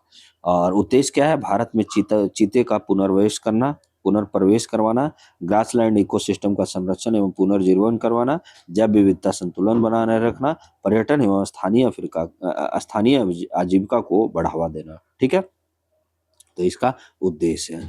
अब चीता कहाँ से लाए गए हैं ये भी थोड़ा-सा देख लीजिए। तो नामीबिया और दक्षिण अफ्रीका से, ठीक है? अफ्रीकी चीता जो आपका इसका साइंटिफिक नेम क्या है? एसिनोनिक्स जुवेटस जुवेटस, ठीक है? तो ये आप याद रखिएगा। संरक्षण नीति क्या है? देखिए यहाँ पे क्या है, आपका संरक्षण नीति जो है आपका आपका यहाँ पे एक्स सिटू प्लस इन सिटू रीबिल्डिंग करवाना है। विदेशी से चीता लाकर भारतीय प्राकृतिक आवास में छोड़ा जाएगा, ठीक है? चरणबद्ध दृष्टिकोण अपनाया जाएगा। पहला कुनो नेशनल पार्क, पहला जो क्या है कुनो नेशनल पार्क में इसको किया। भविष्य में जो अन्य स्थल पर जैसे गांधी सागर हो गया, मुकुंदरा हो गया, नौरादेही हो गया, तो इन सब पर जब कुनो नेशनल पार्क से इन लोग पर आपका किया जाएगा। गांधी सागर हो गया नेशनल पार्क, मुकुंदरा हो गया, ये सब जगह पे इसको आपका ले जाया जाएगा, पुनर्वास किया जाएगा करवाया। अब जो ये साबको है यानी जो क्यूब है, क्यूब का जो जन्म हुआ है उसका महत्व हम लोग थोड़ा-सा देखते हैं। तो प्रजनन सफलता ये ब्रीडिंग सक्सेस को दर्शाता है। ये दर्शाता है कि कुनो नेशनल पार्क का पारिस्थितिकी तंत्र चीता के अनुकूल हो रहा है। प्राकृतिक प्रजनन किसी भी पुनर्वास परियोजना की सबसे बड़ी सफलता मानी जाती है, तो ये हमारे लिए महत्व रखा। और दूसरा क्या है कि जैव विविधता संरक्षण, शीर्ष शिकारी जो अपेक्स प्रेडेटर की वापसी से क्या होगा, ट्रैफिक कैस्केड जो होता है, ट्रैफिक जो कैस्केड को संतुलन मिलेगा। घास भूमि पारिस्थितिकी को और भी मजबूती मिलेगी। थर्ड क्या है, आनुवांशिकता। देखिए इसमें जो ट्रैफिक कैस्केड जो बोला गया है ना, कि जैसे जो नीचे वाले हैं उनका अगर बढ़ रहा है तो ये क्या क्या है, जो अपेक्स प्रेडेटर है मतलब चीता है जो नीचे वाला को खाएगा तो इसकी जनसंख्या कम करेगा, जिससे क्या होगा कि घास भूमि जो आपका नहीं समझे, ओमनी आपका कॉर्निवोरस जो मांसाहारी हो गया, ठीक है? ओके। हर्बीवोरस जो आपका शाकाहारी हो गया। तो ये हर्बीवोरस को क्या करेगा, जनसंख्या को घटाएगा, तो क्या होगा कि आपका घास भूमि मांसा शाकाहारी को जब खाएगा तो घास-वास जो पारिस्थितिकी को और भी मजबूती मिलेगा, यानी घास-वास जो पेड़-पौधे और ज़्यादा अच्छे से विकसित होंगे, ठीक है? तो इसी को बोला गया है ट्रैफिक कास्केड को संतुलन बनाया जा सकता है, बनेगा, ठीक है? थर्ड क्या है, आनुवांशिक विविधता।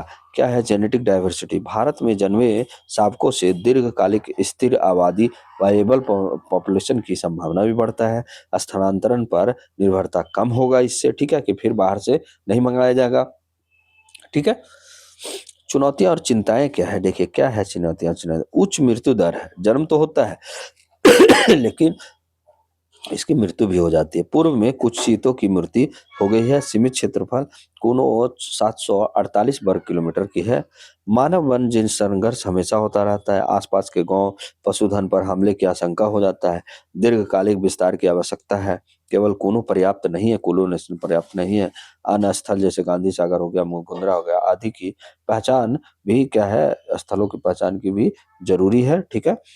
अब यहाँ पे कूनो नेशनल जो है उसके बारे में थोड़ा-सा नेशनल पार्क के बारे में जानते हैं। देखिए स्थान एवं भौगोलिक स्थिति, ये मध्य प्रदेश में। जिला कौन-सा है? श्योपुर, ठीक है? श्योपुर। ये नदी कूनो नदी, ठीक है? ये चंबल की सहायक नदी है, तो ये आप याद रखिएगा। ट्रिब्यूटरी जो होता है, मान लिया कहीं से इधर से जुड़ता है, ये आपका ट्रिब्यूटरी कहलाता है, यानी सहायक नदी कहलाता है। ये मेन रिवर कहलाया, ठीक है? ये ट्रिब्यूटरी हुआ, ठीक है? तो इसी को ये कौन-सा किसकी सहायक नदी है? तो चंबल की सहायक नदी है कूनो नदी। भू आकृति कैसे है, आपका विंध्य सतपुड़ा संक्रमण क्षेत्र माना जाता है कूनो नेशनल पार्क को, और क्षेत्रफल लगभग 748 वर्ग किलोमीटर पर फैला हुआ है। इतिहास एवं इसका दर्जा क्या है, तो देखिए 1978 में वन्य जीव अभयारण्य घोषित किया गया था, 1978 में। और फिर 1981 में इसको आपका कूनो पालपुर अभयारण्य भी घोषित किया गया। फिर 2018 में इसको राष्ट्रीय उद्यान का यानी नेशनल पार्क का दर्जा मिल गया, ठीक है? 2018 में। ये आप याद रखिएगा। इसकी जैव विविधता क्या है, तो देखिए वनस्पति इसमें जो पाया जाता है वो भी आप लोग देख लीजिएगा, ध्यान दीजिएगा, इस तरीके से भी क्वेश्चन पूछे जा सकते हैं। शुष्क पर्णपाती वन, ड्राई डेसिडियस फॉरेस्ट, साल, खैर, तेंदू, बांस, ये सब आपका क्या है, शुष्क पर्णपाती वन होते हैं। जीव जंतु जो होते हैं, चीता इसमें पुनर्प्रवेश, तेंदुआ पाया जाता है, लकड़बग्घा पाया, चिंकारा पाया जाता है, नीलगाय पाया जाता है, सांभर पाया जाता है, चीतल पाया जाता है, तो ये सब इसकी जीव जंतु पाया जाता है, ठीक है? अब हमारे लिए यहाँ पे इससे रिलेटेड आपका एमसीक्यू लगाया गया है, तो एमसीक्यू पे चलते हैं। प्रोजेक्ट चीता के संदर्भ में निम्नलिखित कथनों पर विचार कीजिए। पहला कथन, यह भारत में विलुप्त हो चुकी है चूंकि प्रजाति का पुनर्वास से संबंधित परियोजना है। सही है। यह विश्व की पहली अंतर महाद्वीपीय बड़े मांसाहारी की स्थानांतरण परियोजना है, तो ये भी सही है। इसके अंतर्गत एशियाई चीते के को ईरान से भारत लाया गया, तो ऐसा नहीं है। अफ्रीकी चीते को लाया गया नामीबिया से। ठीक है, तो एक और दो, केवल एक और दो, हमारा ऑप्शन नंबर ए हो जाएगा। ठीक है। अब यहाँ पे है प्रोजेक्ट चीता के अंतर्गत भारत चीता किस देश के किन देशों से लाया गया है, तो ये नामीबिया और दक्षिण अफ्रीका से। तो ठीक है, तो ये हमारा ये ऑप्शन नंबर सी है। ठीक है।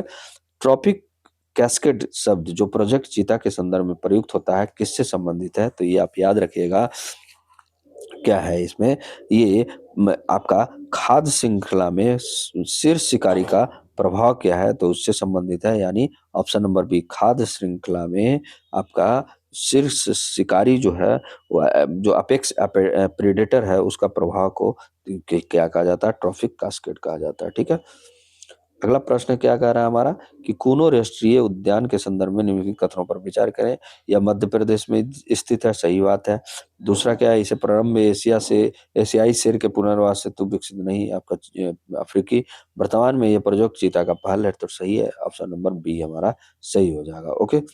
अब यहाँ पे अगला मुद्दा जो है, देखिए क्या कह रहा है कि इंडिया, देखिए मैं कल ही पढ़ाया था आपको कल या परसों पढ़ाया था आपका इंडिया और यूएस का रिलेशन, फिर उसके बाद इंडिया रसिया का रिलेशन कल कल मैं पढ़ाया था। तो ये आप याद रखिएगा, आपका इंटरनेशनल जो रिलेशन है, आपका आईआर है, वो भी आपको कंप्लीट होते जा रहा है। ठीक है। आज जो मैं है सिर्फ इस पे क्या बात हुआ है वो मैं बताऊंगा, क्योंकि डेली डेली एक ही चीज ज्यादा सही चीज नहीं है। ठीक है, तो ये मैं बताता हूँ। India US unveil framework for deal. ठीक है, क्या बोला गया है आपका, जो अभी जो टैरिफ जो हटाया है ना इंडिया पर से जो ट्रम्प, उसी पे चर्चा हो रहा है।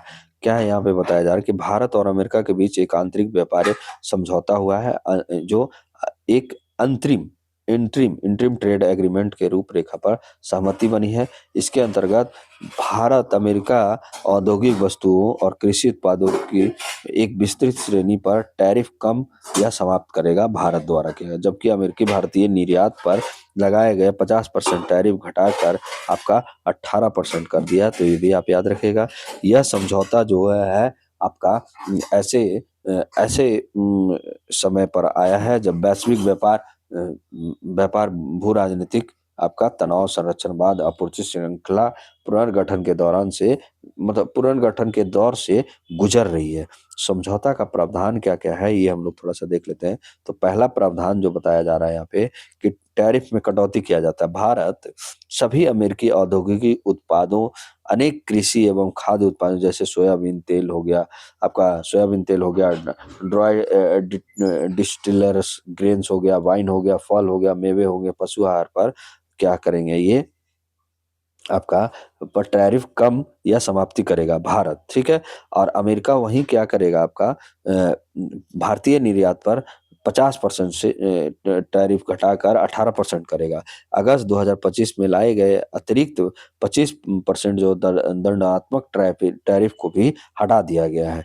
यह दंड भारत द्वारा रूसी तेल आयात के कारण लगाया गया था। हालांकि संयुक्त बयान में रूसी तेल का उल्लेख नहीं है, तो ये भी आप याद रखिएगा। ठीक है। दूसरा क्या है कि चरणबद्ध कार्यान्वयन होगा। ठीक है। औपचारिक अंतरिम जो समझौते पर मार्च 2026 के मध्य हस्ताक्षर अपेक्षित किया गया है। अमेरिका द्वारा शेष टैरिफ कटौती हेतु नया एग्जीक्यूटिव ऑर्डर अगले सप्ताह संभावित है कि जारी करेगा। और थर्ड हमारा क्या है कि प्रेफरेंशियल मार्केट एक्सेस पहुंच करवाएगा। देखिए प्रेफरेंशियल एक्सेस जो मार्केट होता है ना, वो हमारा क्या होता है वो भी हम लोग थोड़ा सा जान लेंगे। ठीक है। तो ये हमारे जानने योग्य बातें हैं। ठीक है। तो इसमें क्या कर रहा है ना कि दोनों देश जो है आपका, दोनों देश जो है यहाँ पे कहा जा रहा है आपका, दोनों देश जो है आपको क्या बोला जा रहा है कि दो देश होते हैं। ठीक है। दो देश हुए, तो दोनों देश जो होते हैं ना कि आपस एक क्षेत्र बनाते हैं कि इस क्षेत्र में सिर्फ हम लोग का जो एक्सेस है मार्केट का वो पहुंच पाए, ठीक है। दोनों देश एक दूसरे के अस्थायी आधार पर तरजीही तर्ज पर ही क्या होगा, बाजार पहुंच देगा और रूल ऑफ ओरिजिन जो है तय किए जाएंगे ताकि लाभ केवल भारत और अमेरिका को ही मिले। तो ठीक है, तो ये भी आप याद रखिएगा। फोर्थ जो प्रावधान किया गया है प्रोविजन क्या है, भारत की खरीद प्रतिबद्धता को भी दर्शाता है। भारत अगले 5 वर्षों में आपका $500 बिलियन का अमेरिकी उत्पादन खरीदेगा, जिनमें शामिल होगा ऊर्जा उत्पाद। देखिए यहाँ पे क्या क्या खरीदे जाएगा, ये भी आप थोड़ा सा नोट कर लीजिएगा, ये पॉइंट आप नोट कीजिएगा, ठीक है। पहला, ऊर्जा उत्पाद खरीदेगा। दूसरा, विमान और विमान के पुर्जे खरीदे जाएंगे। थर्ड, आपका कोकिंग कोल खरीदे जाएंगे। फोर्थ, आपका बहुमूल्य धातुएं खरीदे जाएंगे। फिफ्थ, आपका प्रौद्योगिक उत्पाद खरीदे जाएंगे। तो ये आपका $500 बिलियन का खरीद किया जाएगा, ठीक है। इसमें भारत के लिए संभावित लाभ क्या हो सकते हैं वो हम लोग देख लेते हैं। मेक इन इंडिया को बल मिलेगा। प्रधानमंत्री के अनुसार समझौता किसानों, एमएसएमई, स्टार्टअप्स और मछुआरों एवं युवाओं और महिलाओं के लिए रोजगार के लिए के नए अवसर पैदा करेंगे, ऐसे प्रधानमंत्री जी हमारे मोदी जी बोल रहे हैं, ठीक है। दूसरा क्या है कि निर्यात स्पर्धा में वृद्धि होगा। अमेरिकी बाजार में भारतीय वस्तुओं की लागत घटेगी। टेक्सटाइल, इंजीनियरिंग, गुड्स, फार्मा जैसे क्षेत्रों को भी लाभ होगा, ठीक है। तो ये आप याद रखिएगा। थर्ड क्या है हमारा, थर्ड इसमें क्या है कि रणनीतिक जो है साझेदारी को मजबूती प्रदान होगा। जैसे यह समझौता क्या करेगा, क्वाड हो गया, इंडो पैसिफिक हो गया और सप्लाई चेन रेजिलियंस के व्यापक संदर्भ में ये महत्वपूर्ण होगा, ठीक है। अब हमारे लिए किसान जो संगठन है और जो विपक्ष के नेता लोग हैं वो क्यों इस पर आपत्ति जता रहे हैं, वो देख रहे होंगे आप द हिंदू के फर्स्ट पेज में ही इस पे आंदोलन आंदोलन मतलब इस तरीके से इसका एंगेज मतलब विरोध विरोध कर रहे हैं। क्यों, देखिए किसान संगठनों की प्रमुख आपत्तियां क्या क्या है, तो हम लोग देखते हैं किसान लोग ही ज्यादा उठा रहे हैं। कृषि बाजार का उदारीकरण हो रहा है, ठीक है। आशंका है कि अमेरिका सब्सिडी समर्थित कृषि उत्पाद भारतीय किसानों को मूल प्रतिस्पर्धा में पीछे धकेल देगा। तो ये क्या है, किसान संगठन का पहला क्या है, आपत्ति है। दूसरा आपत्ति क्या दिखा रहा है, खाद्य सुरक्षा पर खतरा हो सकता है। समझौता एमएसएमई एमएसपी, सार्वजनिक वितरण प्रणाली और घरेलू कृषि समर्थन तंत्र को कमजोर कर सकता है, ठीक है।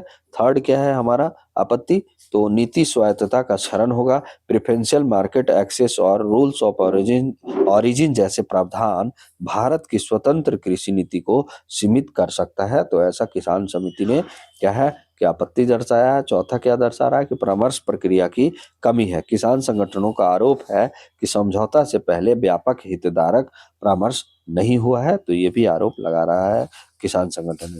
देखिए सरकार के अनुसार किसानों की सुरक्षा कैसे सुनिश्चित किया गया है, तो सरकार अपना पक्ष रखा है, तो उसका पक्ष भी दे दें।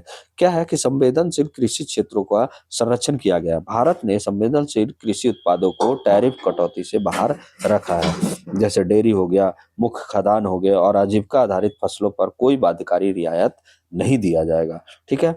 दूसरा क्या है कि चरणबद्ध और चयनात्मक बाजार पहुंच है, केवल वाइड रेंज ना कि सभी कृषि उत्पाद को, ठीक है। टैरिफ कटौती जो होगा क्रमिक होगी, ठीक है, फेज बाई होगा। घरेलू बाजार पर प्रभाव का आकलन बाद में संभव हो सकता है, ठीक है। नीति स्वायत्त बने रहेगी। एमएसपी हो गया, सार्वजनिक वितरण प्रणाली हो गया और खाद्य सुरक्षा से जुड़े उपाय पर कोई समझौता नहीं किया गया है, ऐसा सरकार द्वारा कहा जा रहा है। और निर्यात के अवसर मिलेंगे। समझौता से भारतीय कृषि निर्यात जैसे फल हो गया, प्रोसेस फूड हो गया, ऑर्गेनिक उत्पाद हो गया, अमेरिकी बाजार में प्रतिस्पर्धी होंगे। तो ये ऐसा सरकार का कहा जा रहा है। अब इस पर समाधान क्या दे सकते हैं हम लोग, तो थोड़ा सा समाधान बताया गया है कि व्यापक हितधारक परामर्श हो, किसान संगठनों, राज्य सरकारों, कृषि विशेषज्ञों से संरचित आपका संरचित संवाद होना चाहिए। समझौते के प्रावधानों पर पारदर्शी जानकारी साझा करने की आवश्यकता है। और दूसरा क्या है कि संवेदनशील कृषि क्षेत्रों की स्पष्ट सूची बनाए, जैसे डेयरी, अनाज, दलहन जैसे आजीविका आधारित फसलों को स्पष्ट रूप से टैरिफ कटौती से बाहर रखना चाहिए और लिखित सुरक्षा प्रावधान भी आपका देना चाहिए, ठीक है। थर्ड क्या है, चरणबद्ध और समीक्षा आधारित कार्यान्वयन हो, ठीक है। और फोर्थ हमारा क्या हो जाएगा, कृषि सुरक्षा तंत्र को मजबूती मिलेगा, एमएसपी पीडीएस हो गया, अगर भंडारण और खरीद व्यवस्था को कानूनी और संस्थागत समर्थन होना चाहिए।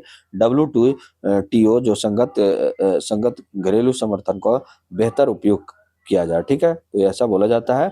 और पांचवा जो है कि निर्यात उन्मुख कृषि को बढ़ावा दिया, जैसे उच्च मूल्य जो कृषि उत्पाद है, जैसे फल हो गया, प्रोसेस फूड हो गया, ऑर्गेनिक फूड हो गया, ठीक है, इनको बढ़ावा दिया जाए। और गुणवत्ता मानक एसपीसी कंप्लायंस में किसानों को तकनीकी सहायता भी मिलनी चाहिए, ठीक है। अब यहाँ पे आपके लिए एमसीक्यू रखा गया है, तो एमसीक्यू देखते हैं हम लोग क्या देख रहे हैं। देखिए पहला एमसीक्यू है कि प्रेफरेंशियल मार्केट एक्सेस शब्द का सही अर्थ क्या है, तो ये हम लोग देखिए क्या होता है, इसका जो आंसर होगा चयनित देशों के विशेष व्यापार रियायतें, तो ये आपका ऑप्शन नंबर सी हो जाएगा, ठीक है। क्या है कि चयनित देशों के विशेष व्यापार रियायतें होता है भारत। इसी तरीके से आपको पूछ सकता है प्रेफरेंशियल मार्केट एक्सेस, हाल ही में चर्चा में था, इसका अर्थ क्या होता है, तो ये पूछ देगा इस तरीके से, ठीक है। तो क्या आप बताइएगा, चयनित देशों का विशेष व्यापार रियायतें। दूसरा क्या है, भारत अमेरिका व्यापार समझौते के संदर्भ में रूल्स ऑफ ऑरिजिन का उद्देश्य क्या है, तो यह सुनिश्चित करना कि समझौतों का लाभ केवल भागीदारी देशों को ही मिले, जो भागीदारी करेंगे, इसमें पार्टिसिपेट करेंगे, उनको ही लाभ मिले, ना कि और भी, ठीक है। तो ये रूल्स ऑफ ऑरिजिन का उद्देश्य होता है, ठीक है। अगले प्रश्न पे चलते हैं हम लोग। अगला प्रश्न क्या कर रहा है कि भारत अमेरिका अंतरिम व्यापार समझौते के संदर्भ में निम्नलिखित कथनों पर विचार कीजिए। इसके तहत भारत अमेरिका औद्योगिक वस्तुओं को पर टैरिफ जो है कम, इसके तहत भारत अमेरिका औद्योगिक वस्तुओं पर टैरिफ कम समाप्त करेगा, ठीक है, तो सही है। अमेरिकी कृषि उत्पादों को भारत में बिना किसी सीमा के प्रवेश दिया जाएगा, ऐसा नहीं है, ठीक है, क्योंकि हमारे मिनिस्ट्री साहब बोल दिए, मिनिस्टर साहब, समझौता में प्रेफरेंशियल मार्केट एक्सेस का प्रावधान है, तो ये सही है, तो वो एक और तीन हमारा सही हो जाएगा, ऑप्शन नंबर ए हो जाएगा। अगला क्वेश्चन, अगला मुद्दा जो कह रहा है क्या कि जो वर्ड यहाँ पे फ्लू है, bird flu outbreak in Tamil Nadu triggers panic in Andhra Pradesh, ठीक है। तमिलनाडु में मृत कौवों में एवियन जो इन्फ्लुएंजा है, बर्ड फ्लू जिसको बोला जाता है, कि पुष्टि के बाद पड़ोसी राज्य जो है आंध्र प्रदेश में भी संभावित प्रसार प्रसार को लेकर सतर्कता बढ़ा दिया गया है। हालांकि राज्य सरकार ने स्पष्ट किया कि आंध्र प्रदेश में फिलहाल बर्ड फ्लू का कोई मामला नहीं है और घबराने की आवश्यकता नहीं है। तो ये मुद्दा है, लेकिन हमारे लिए क्या है, आपका एवियन इन्फ्लुएंजा यानी बर्ड फ्लू के बारे में जानकारी प्राप्त करना है, ठीक है। तो इसको हमको पढ़ना है क्योंकि ये हमारा साइंस से रिलेटेड है, ठीक है। तो ये देखते हैं, एवियन इन्फ्लुएंजा एक वायरल रोग है, मुख्यतः पक्षियों, ठीक है, जंगली एवं घरेलू पक्षियों के द्वारा को प्रभावित करता है। इसका कारण होता है इन्फ्लुएंजा ए वायरस होता है, ठीक है, तो ये आप याद रखिएगा, ये वायरस जनित रोग है, ठीक है, ए वायरस, ठीक है, इन्फ्लुएंजा ए वायरस होता है। कुछ स्ट्रेन जेनेटिक जैसे पशु से मानव भी हो सकते हैं, तो ये भी आप याद रखिएगा। प्रमुख वायरस स्ट्रेन क्या है, तो ये हम लोग देखते हैं। देखिए H5N1 जो होता है, H5N1 होता है जो अत्यधिक रोगजनक हाईली पैथोजेनिक होता है। H7N9 जो होता है मानव संक्रमण के मामले होते हैं, और H5N8 जो होता है तेजी से फैलने वाला होता है। तो ये अभी जो है H5N1 का शिकायत है, ठीक है, तो ये अत्यधिक रोगजनक है। और प्रसार का माध्यम क्या होता है, तो ये हम लोग थोड़ा देर देखते हैं। जो आपका पहला जो होता है प्रवासी पक्षी यानी माइग्रेटरी जो बर्ड्स होते हैं, संक्रमित पक्षियों का मल, लार, पंख होता है, उससे फैल सकता है, दूषित पानी से फैल सकता है, जिले से फैल सकता है, पोल्ट्री फार्म से फैल सकता है, पक्षी से पक्षी संपर्क में फैल सकता है। तो ये प्रकार है प्रसार का माध्यम है, ठीक है। भारत में जोखिम कारक जो है क्या क्या है जोखिम का कारक, तो बड़ी संख्या में प्रवासी पक्षी आते हैं यहाँ पे। दूसरा खुली पोल्ट्री फार्मिंग होता है। थर्ड आपका झीलें, आर्द्रभूमि, पर्यावरण बहुत ज्यादा है। और फोर्थ क्या है, अंतरराज्यीय पक्षी प्रवासन अधिकतर होती है। मानव स्वास्थ्य पर इसका प्रभाव क्या पड़ेगा, तो ये हम लोग थोड़ा सा देख लेते हैं। मानव स्वास्थ्य पर जो प्रभाव पड़ेगा, पहला कि मानव संक्रमण जो दुर्लभ लेकिन घातक हो सकता है। लक्षण इसका कैसा होता है, आपका तेज बुखार आना, खांसी होना, सांस का की तकलीफ होना, लेने में तकलीफ होना, मानव से मानव प्रसार ये सीमित है, तो ये भी आप याद रखिएगा। जोखिम के कारक है जो पहले हम लोग देखते हैं, प्रवासी पक्षियों की बड़ी संख्या में आना। हर वर्ष 10 लाख से अधिक प्रवासी पक्षी आते हैं। प्रमुख प्रजातियां जैसे कौवा हो गया, बगुले हो गए, इग्रेट्स, हिरन, आपका पलिकन हो गया, ये सब क्या हो गया, ये पक्षी केरल, तमिलनाडु, आंध्र प्रदेश के बीच आवागमन करते रहते हैं, ठीक है। दूसरा क्या हो गया आपका, पारिस्थितिकी संपर्क, झीलें, पक्षी अभयारण्य, जलाशय, ठीक है। प्रवासी पक्षियों द्वारा मृत पक्षियों के अवशेष फैलाने की आशंका होती है। थर्ड आपका पोल्ट्री उद्योग के संवेदनशीलता, आंध्र प्रदेश देश की प्रमुख पोल्ट्री उत्पादक राज्यों में से एक है। जो आंध्र प्रदेश जो है प्रमुख पोल्ट्री उत्पादक राज्यों में से एक है। सबसे ज्यादा अगर पोल्ट्री फार्म यहाँ पे है, कहाँ पे, तो आंध्र प्रदेश में है। छोटे और खुले पोल्ट्री फार्म अधिक जोखिम में होते हैं, ठीक है। और सरकार द्वारा क्या उठाया गया है कदम, तो वो हम लोग थोड़ा सा देखते हैं। तो पहला जो है कदम, ये आपका निगरानी और सर्विलांस किया जा रहा है। दूसरा एडवाइजरी और जैव सुरक्षा उपाय दिया जा रहा है, ठीक है। आपका थर्ड जो है आपका आश्वासन दिया जा रहा है सरकार द्वारा, स्पष्ट संदेह, कोई पुष्ट मामला नहीं है, जो अफवाह अभी फैला हुआ है, तो ये किया जा रहा है। अब इसके लिए एक सरकार द्वारा चलाया जाता है राष्ट्रीय एवियन इन्फ्लुएंजा का कार्यक्रम, यानी national action plan on avian influenza, यानी NAPAI, ठीक है। भारत सरकार द्वारा एवियन इन्फ्लुएंजा के निवारण, नियंत्रण और उन्मूलन हेतु तैयार किया गया योजना है, जो पहली बार 2006 में अधिसूचित किया गया था। कौन सा नोडल मंत्रालय के अनुसार है, अंदर है, तो पशुपालन एवं डेयरी विभाग के अंदर, कृषि एवं कृषि कल्याण मंत्रालय के अधीन, ठीक है। समन्वय स्वास्थ्य एवं परिवार कल्याण मंत्रालय के साथ, राज्य सरकार के साथ, जिला प्रशासनों के साथ ये समन्वय करके चलाया चलाया जाता है। उद्देश्य क्या है इसका, तो एवियन इन्फ्लुएंजा के प्रकोप को शीघ्र पहचानना। दूसरा क्या है आपका, रोग के तेज नियंत्रण और उन्मूलन करना, ठीक है। और थर्ड है आपका मानव स्वास्थ्य और पोल्ट्री उद्योग की सुरक्षा करना। और फोर्थ जो होगा अंतर्राष्ट्रीय दायित्व, जैसे WHO, FAO, WHO जो है का पालन, नियमों का पालन करना। एक होता है कलिंग, ठीक है। कलिंग नीति क्या होता है, कलिंग नीति जो होता है ना, संक्रमित क्षेत्र में सभी पोल्ट्री पक्षियों को नष्ट किया जाता है, ठीक है, वैज्ञानिक और मानवीय तरीके से, ठीक है। तो ये आप याद रखिएगा, ओके। यहाँ पे क्वेश्चंस लगाए गए हैं कि एवियन इन्फ्लुएंजा मतलब जो बर्ड फ्लू के संदर्भ में निम्नलिखित कथनों पर विचार कीजिए। पहला कथन, ये केवल घरेलू पोल्ट्री पक्षियों को प्रभावित करता है, तो ये ऐसा नहीं है कि केवल घरेलू पोल्ट्री पक्षियों को ही प्रभावित करेगा। इसका कारण इन्फ्लुएंजा ये वायरस है, ठीक है। H5N1 स्ट्रेन अत्यधिक रोगजनक है, तो ये भी सही है। ऑप्शन नंबर ए हमारा सही होगा, केवल 2 और 3, ठीक है। अगला क्वेश्चन क्या कर रहा है, देखते हैं थोड़ा, कि भारत में एवियन इन्फ्लुएंजा के नियंत्रण हेतु निम्नलिखित में कौन सा दस्तावेज मार्गदर्शक है, तो national action plan on avian influenza, ठीक है। Option number B. अगला प्रश्न है कि एवियन इन्फ्लुएंजा के संदर्भ में निम्नलिखित कथन, कौन सा कथन सही है, तो ये क्या है कि आपका यह जो है आपका मानव से मानव में इसका प्रसार समान नहीं है, ये ऑप्शन नंबर सी है। H5N1 मानव में उच्च मृत्यु दर से जुड़ा हुआ है, तो ये आप याद रखिएगा, option number C. One health approach संबंध किससे है, तो ये भी याद रखिएगा, मानव स्वास्थ्य हो गया, पशु स्वास्थ्य हो गया, थर्ड आपका पर्यावरण स्वास्थ्य, यानी ऑप्शन नंबर डी हो गया कि इसमें तीनों शामिल होता है। अगला और छोटा सा एक न्यूज है, आपको ये भी पूरा करते हैं, थोड़ा सा टाइम ज्यादा हो गया है, लेकिन तब भी हम लोग पूरा कर रहे हैं इसको। Fungal metabolism offers new root for therapies, क्या है आपका, फंगल संक्रमण एक उभरता वैश्विक स्वास्थ्य एवं खाद्य सुरक्षा संकट है, जिसके लिए क्या किया गया है, कि अध्ययन किया गया है। फंगल संक्रमण के लंबे समय तक कम आका गया वैश्विक स्वास्थ्य खतरा माना गया है। हाल के वर्षों में यह क्या है, अस्पताल में भर्ती होने वाले मामलों, मृत्यु दर और दवा प्रतिरोध में वृद्धि के कारण बना रहा, ठीक है।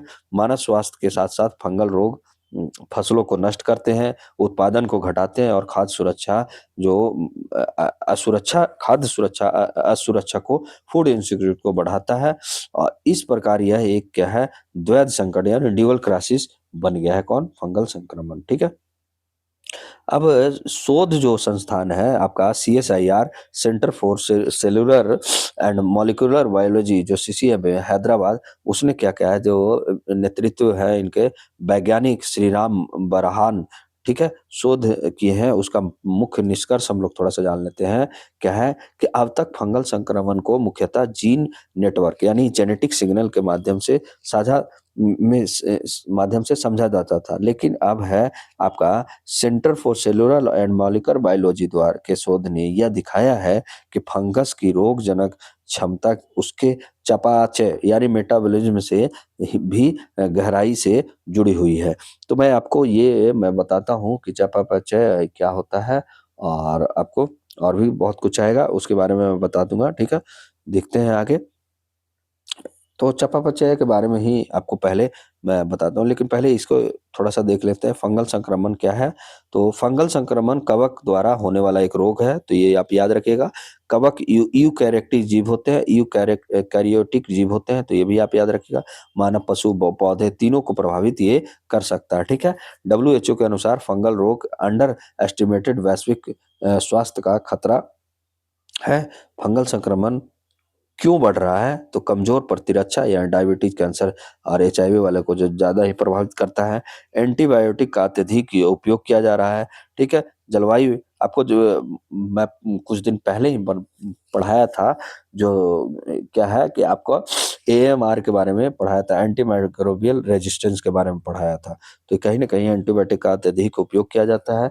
जलवायु परिवर्तन के कारण, अस्पताल जनित संक्रमण के कारण और कृषि में फफूंद नाशकों का अंधाधुंध जो प्रयोग किया जा रहा है, उसके कारण भी ये फैल रहा है, ठीक है?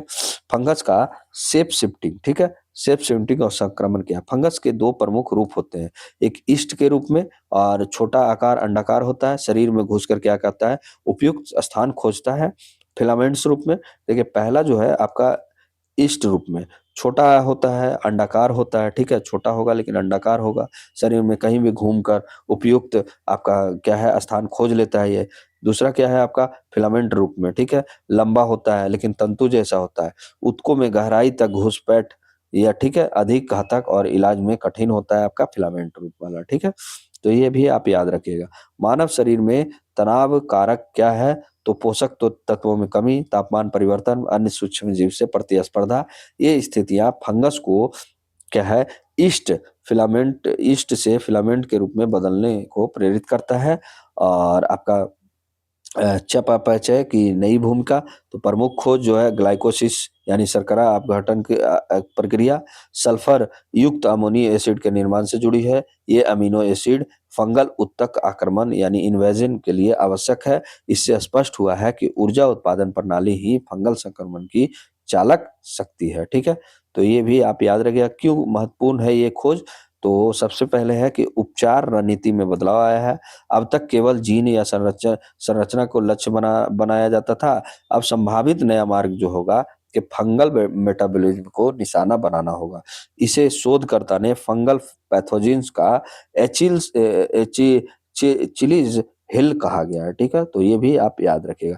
यहाँ पे थोड़ा-सा मैं आपको बता देता हूँ कि मेटाबॉलिज्म जो है आपका क्या होता है और ग्लाइकोलाइसिस क्या होता है, ये थोड़ा-सा आप लोग जान लीजिए, ठीक है? तो मेटाबॉलिज्म जो होता है ना, क्या होता है, इसको अगर आप जानना है तो क्या होगा कि मतलब जीवों में जो जीव होते हैं उसमें होने वाली जो होता है ना सभी जैविक मतलब जैविक रासायनिक क्रियाओं का कुल योग, ठीक है? मान लिया जाए कि आपका CO2 हुआ, ठीक है? आपका यहाँ पे H2 से अभिक्रिया किया, ठीक है? तो ये क्या हो गया आपका रासायनिक अभिक्रिया हो गया, ठीक है? आप ग्लूकोज लिए, ठीक है? ग्लूकोज को खाएं, ठीक है? तो मान लिया जाए इसका जो जैविक रासायनिक प्रक्रिया केमिकल रिएक्शन जो होगा आपका क्रिया के द्वारा का कुल योग आएगा ना, उसी को क्या कहा जाता है, मेटाबॉलिज्म कहा जाता है। और इससे जो आपका जो जैसे आपका एटीपी जो है ना, ऊर्जा जो आपका निकलता है, ऊर्जा उत्पन्न होता है, जिससे वृद्धि होता है, मरम्मत होता है और जीवन प्रक्रिया संचालित होता है। और मेटाबॉलिज्म के 2 आपका प्रकार होता है। पहला जो प्रकार होता है उपचय होता है, ठीक है? उपचय यानी एनाबोलिज्म, ठीक है? एनाबोलिज्म होता है, जो जटिल अणुओं को का निर्माण करता है, जिसका ऊर्जा की आवश्यकता उदाहरण जैसे प्रोटीन संश्लेषण हो गया, प्रकाश संश्लेषण हो गया, तो ये सब क्या हो गया आपका एनाबोलिज्म का उदाहरण हो गया, ठीक है? अपचय जो हो गया, कैटाबोलिज्म जो हो गया, जटिल अणु जो रहता है ना, उसको तोड़ता है, ठीक है? और ऊर्जा का उत्सर्जन करता है। तो ये आपका जैसे ग्लाइकोसिस हो गया, आपका श्वसन हो गया, तो ये इसका उदाहरण है। अब यहीं पे आपका क्या है ग्लाइकोसिस के बारे में थोड़ा-सा जान लीजिए। ग्लाइकोसिस भी वह जैविक रासायनिक प्रक्रिया है जिसमें क्या होता है ग्लूकोज़ जो होता है ना, ग्लूकोज़ आपका टूट कर क्या कहलाता है आपका पाई पाइरूवेट में परिवर्तन बदल जाता है। ठीक है, ग्लूकोज से क्या बनेगा, ग्लूकोज से आपका पाइरूवेट में बनना। ठीक है, पाइरूवेट, ठीक है, पाइरूवेट में बदलना ये क्या कहलाता है, आपका ग्लाइकोसिस कहलाता है। और इसमें क्या होता है कि ऊर्जा उत्पादन की प्रथम और सार्वभौमिक प्रक्रिया माना जाता है। और कोशिका ये कहाँ होता है, तो कोशिका द्रव में होता है, आपका साइटोप्लाज्म में होता है। इसमें माइटोकॉन्ड्रिया की आवश्यकता नहीं होता है, इसलिए यह क्या होता है, एरोबिक और एनारोबिक दोनों स्थितियों में ये हो सकता है। तो ये आप याद रखिएगा। ठीक है, तो आज के लिए बस इतना ही। और एक छोटा सा रिक्वेस्ट है कि आप लोग कमेंट जरूर किया कीजिए, अपने फीडबैक दिया कीजिए और एक लाइक भी जरूर किया कीजिए। और हमारा 1000 सब्सक्राइबर का एक लक्ष्य है, तो प्लीज आप लोग जल्दी से जल्दी पूरा करवाइए। और आज के लिए बस इतना ही। जय हिंद, जय भारत।